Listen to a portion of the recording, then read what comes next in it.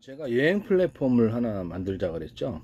전문 플랫폼을. 그래서 전 세계로부터 어떤 수백만 건이래, 수천만 건의 어떤 여행지를 뭐 크고 작은 뭐 허접한 것도 있고 뭐 별것도 다 있겠죠. 모아가지고 전 세계 여행을 갔다가 온라인을 통해서 다니는 겁니다. 아바타가 걸어 다니고요. 그 다음에 로드뷰 방식으로 구경을 하고 속도도 조절할 수 있고요.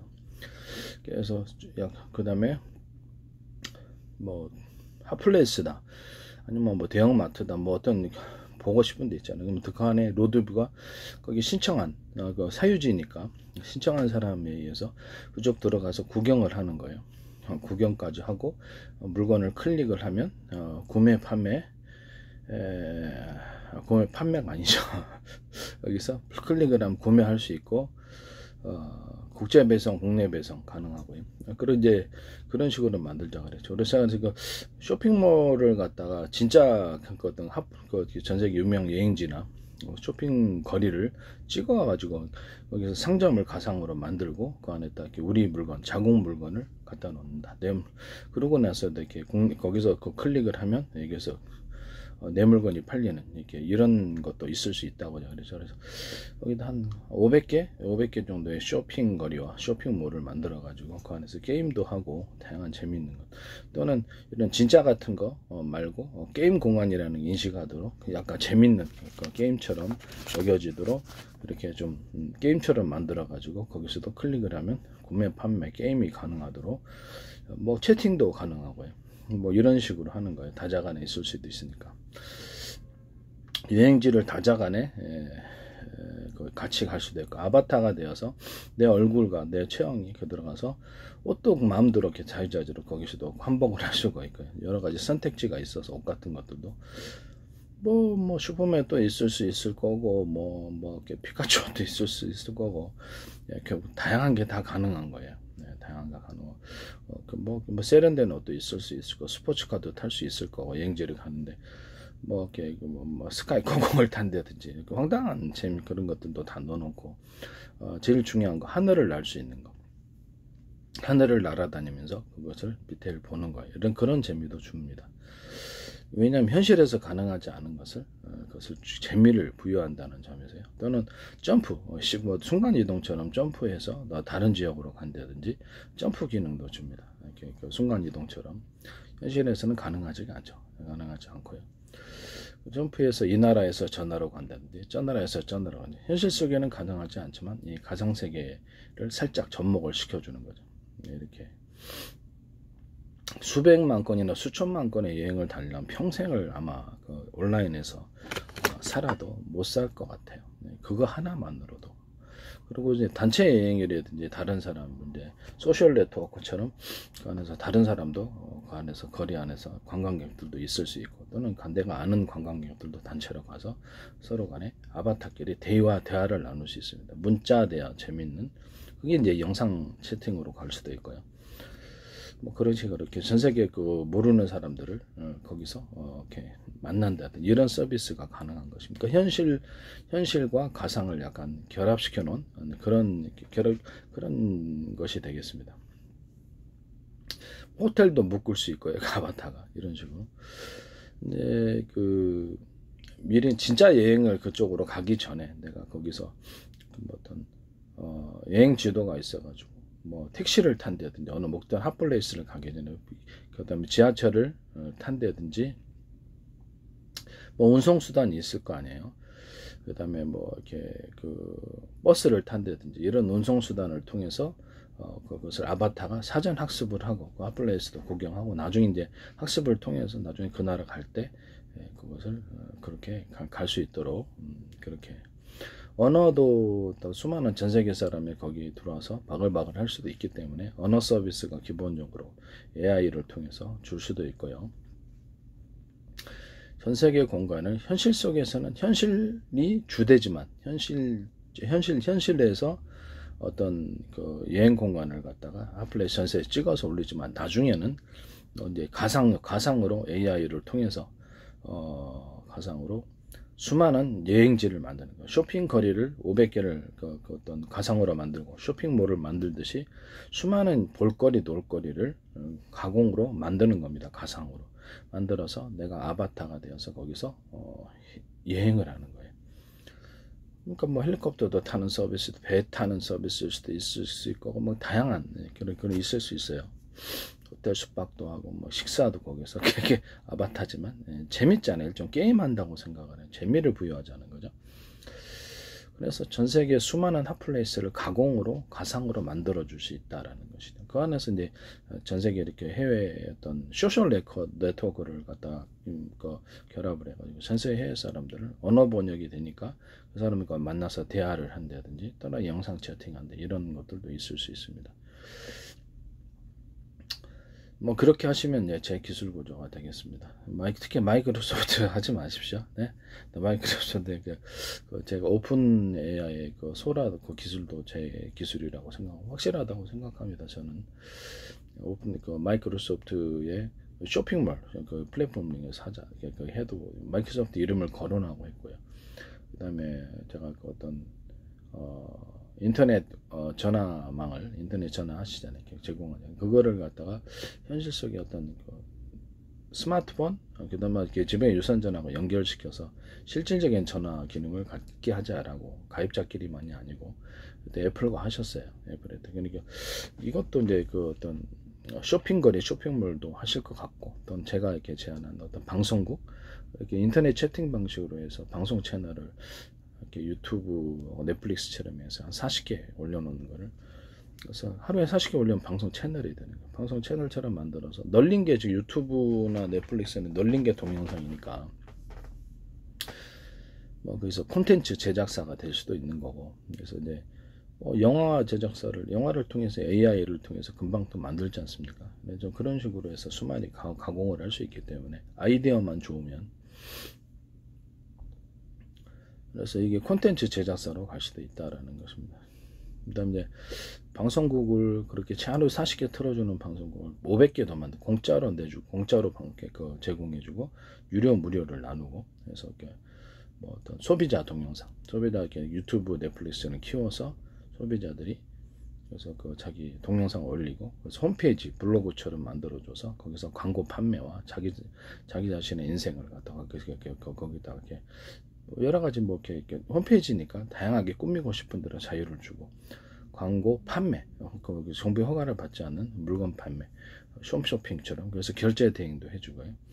일단 인터넷 전화를 그 어떤 채팅 방식으로 확대를 해서 인터넷 채팅망으로 확대를 해서 사실상 SNS를 하는 거죠. 거기서 전 세계 번역이 되고 다자 간의 통신 이런 것들이 가능하고요. 그래서 그 스마트폰 같은 것도 공짜로 나눠주고 그 안에다가 방송망과 통신망을 인터넷 채팅 방식으로 해주는 거죠. 또는 아니면 제 방식이 어떤 워키토키 방식에 서로 파행했던 여러 개 전파 묶음 또는 같은 전파를 할지라도 호출번호만 틀리게 해가지고 안에 이렇게 만드는 그런 방식으로 워키토키 영상 통화기를 만들어서 망원 구축기는 별로 어려움이 없어요. 되게 싸게 만들 수 있고요. 그걸 통해서도 이것을 방송과 통신 유료 무료를 나눌 수 있습니다. 어느 일정 이상은 다 무료로. 휴대폰 업그레이드를 원하면 좀 더 돈을 더 받아야 되겠죠. TV도 32인치 기준으로 공짜로 나눠주고 좀 더 비싼 건 돈 더 많이 받고 그 안에다가도 역시 방송과 통신을 탑재하거나 거기에 쇼핑몰 수많은 가입자를 유치하기 위해서 공짜로 주는 거죠. 자기 어떤 생태계 플랫폼을 스스로 만들어 수많은 가입자를 확보하기 위해서 초기 투자를 하는 거예요. 거기서 이제 수많은 사업을 만들 수가 있습니다. 뭐 인터넷 뱅킹도 할 수 있을 거고 인터넷 은행, 그다음에 뭐 쇼핑몰, 그다음에 슈퍼마켓 같은 아마존이나 월마트 같은 슈퍼마켓 같은 것을 서비스를 만들어서 100평짜리, 200평짜리 만들어서 그 안에서 배송을 해준다든지 택배 서비스, 거점 방식의 택배 서비스, 뭐 거점 우유 대리점처럼 500m, 100m, 1km마다 거점 배송을 해가지고 거기서 이렇게 물건을 본사에서 갖다 주면은 거기서 알아서 배송을 해주는 또는 슈퍼마켓도 거점 배송 하나로서 그래서 오토바이 라이더들을 고용을 해가지고 또 다른 어떤 배송까지도 음식점 배달이나 이런 것들도 가능하고요. 뭐 사업 플랫폼 시장만 형성된다면, 안에 수많은 가입자만 있다면 거기서 무궁무진하게 할 수 있습니다. 퀵 서비스도 가능하고, 뭐 옷 세탁이라든지 이런 것도 가능하고, 수많은 쇼핑몰 물건을 팔 수도 있고, 광고도 할 수 있고, 무궁무진합니다. 양아치 하시면 제 기술 구조가 되겠습니다. 마이크로소프트는 반드시 남의 아이디어를 함부로 이렇게 쓰시면 안 된다. 하나 봅시다. 이제 그 다음에 그 저하줄을 고하줄로 만드는 제가 확대경, 전자 확대경 부분을 말씀을 드렸는데, 그러다 보니까 또 저하줄을 고하줄로 만들어 가지고 무슨 걸 내놓는다는데 참 걱정스럽습니다. 마이크로소프트는 윈도우를 전 세계에서 복제하지 못하게 하시지 않습니까? 그런데도 제 기술이 지금 굉장히, 내가 나중에 또 로봇 기술에서도 그렇고 이렇게 굉장히 좌표 방식으로 로봇 기술이 가로 세로 높이를 자기 몸체를 인식하고, 어떤 정보 통신, 그 다음에 전기의 힘이 전기로 움직이잖아요. 각 부분마다 틀리게 각각 주고, 시간별로 또는 목적별로 틀리게 주는, 이거 하나 드는데 영체 이렇게 들지는 않아요. 왼쪽에 또 힘을 줘야 되고요. 살짝만 듭니다. 그래서 무게를 측정하거나 센서, 그러면 이렇게 해서 그만큼의 전기를 보내야 되는 거예요. 정기적으로 움직이는. 그렇지만 이걸 들 때는 조금 미세한 차이가 있죠. 이런 차이를 이해를 해야 됩니다. 오른쪽으로 갈 때는 오른쪽으로 힘을 더 많이 주고, 왼쪽으로 갈 때는 왼쪽, 뒤로 갈 때는 뒤로 힘을 주고, 이런 식으로 시간과 어떤 목적을 따라서, 상황을 따라서 힘을 달리주는, 전기적 힘을 달리주는 기술을 하셔야 되는데, 그 로봇의 몸체를 각각 틀리게 전기적인 시시각각으로 통제를 하고, 속도가 빨라야 돼요. 제 방식이 어떤 가지치기라는 이런 방식으로 해서 수없이 정보를 잘게 쪼개갖고 밑으로 내려주는 이런 방식을 하셔야 돼요. 전기도 수없이 쪼개갖고 잘게 실핏줄처럼 해가지고 잘게 쪼개서 전달하는 이런 기술이 필요합니다. 그래서 그 제 방식을 하실 거라고 생각을 하는데요.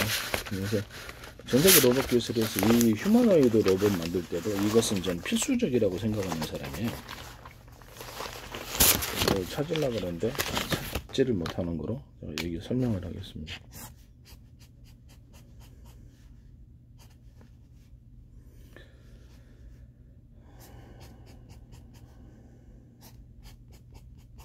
모든 정보통신 이동과 정보의 이동 경로 또는 저장, 이런 것들을 다음과 같은 방식을 선택합니다. 어떤 전기의 이동, 전기가 이동할 때 그 어떤 유선 방식이든 무선 방식이든 충전을 하는 데가 콘센트 방식으로 많아요. 이게 충전을 하는데 콘센트 방식으로 해서 10개 정도를 한다고 합시다. 플러그 하나 가지고 이렇게 차가 이렇게 배터리가 100개가 있는데 차가 100대가 있어요. 근데 플러그 하나 가지고 하려면 시간이 엄청나게 걸리죠. 한 대 충전하고 한 대 충전하나 100개의 플러그가 있으면 뭐 전기 충전소에서 동시에 충전을 할 수 있죠. 그와 같은 방식으로 충전 숫자를 플러그를 많이 늘려주는 거예요. 유선이 됐든 무선이 됐든 플러그 숫자를 많이 늘려주고요. 전기 충전이라고 했을 때 전기 충방전에 대해서 얘기하는 거. 그 밑으로 다시 전기를 잘게 쪼개서 밑에서 1-1-10까지 있다고 합시다. 그 밑에 또 하나 전기선을 잘게 쪼개가지고 1-10으로 또 1-10이니까 10개가 있어요. 그 다음에 1-10이 10개 있고, 또 밑으로 전기를 잘게 쪼개서 1-10. 그렇지, 이렇게 되는 거죠. 1-10 이렇게 되는, 밑으로 이렇게 전기를 잘게 쪼개가지고 보내는 기술, 실핏줄처럼 로봇 안에 들어가게 됩니다. 이것은 전기 충전일 뿐, 충방전일 뿐만 아니라 정보가 잘게 쪼개져서 들어가는 이런 방법이기도 하다.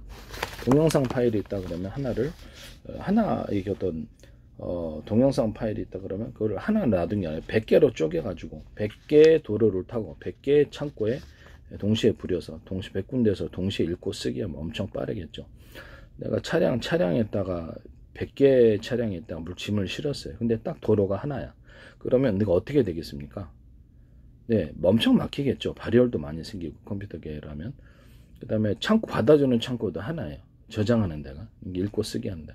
그러면 속도가 엄청 느리겠죠. 그러면 이거를 100개 차량이라면 100군데 도로를 만들어서, 정보통신 이동 경로죠. 만들어서 100군데에다가 100군데의 창고에다 버려놓으면 100군데에서 저장하고 읽고 쓰기 하게끔 속도가 엄청나게 빨라지겠죠. 앞으로 모든 것을 CPU 설계라든지 GPU, 반도체 설계, 모든 통신칩이라든지 모든 SSD, HDD 이런 모든 형태의 설계 부분, 통신칩과 모든 위성통신과 모든 통신 방법에 있어서도 앞으로 이것을 하리라고 저는 생각하고 있습니다. 로봇도 당연히 이 방식을 하게 되어 있습니다. 로봇도 이제 카메라를 달아야 되잖아요. 전 세계를 수천조 번에 수백조 번의 가로세로 높이로 잘라서 1cm나 0.1cm 단위로서 모든 일종의 내비게이션을 좌표 하수 방식을 갖고 내비게이션 맵 지도를 갖고 있어요. 그래야 로봇이 어디를 가든지 할 수 있죠. 건물 안에서도 가능하고 반도체 안에서는 0.00000mm도 가능하고 상하수도도 가로세로 높이로 잘라서도 건물 안에서도 이렇게 좌표 하수 방식으로 표시합니다.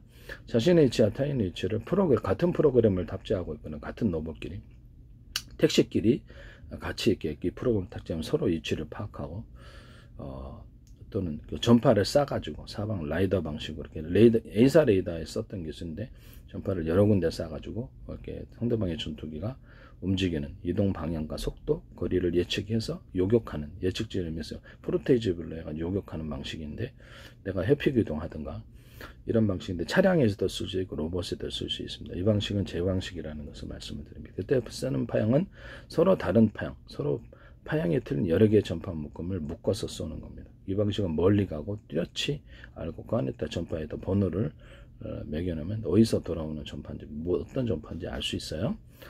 그 다음에 로봇도 이제 이와 같은 방법을 사용한다는 거죠. 또 하나는 이게 거리별 측정, 물체의 거리를 인식을 해서 물체의 크기를 인식해서 수많은 데이터 학습을 통해서 거기서 거리를 인식하는 이런 방법도 사용할 수 있습니다. 어쨌든 이런 방식이 있을 수 있다는 것을 다시 한번 말씀을 드립니다.